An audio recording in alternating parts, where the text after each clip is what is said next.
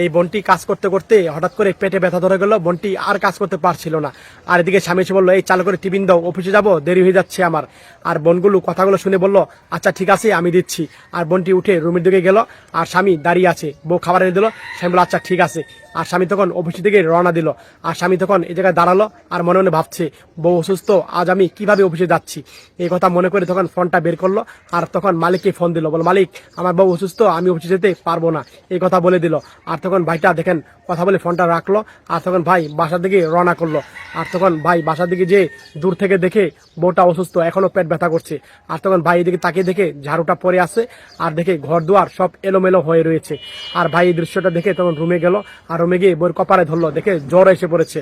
আর তখন ভাই দেখেন বাইরে গিয়ে কাজ শুরু করলো, ঘর ঝাড়ু দিচ্ছে, আর তারপরে হাঁড়ি পাতিল ধুয়ে নিচ্ছে। আর তারপরে ভাই দেখেন রান্না করছে, সমস্ত ঘরের কাজ এই ভাই নিজে করছে।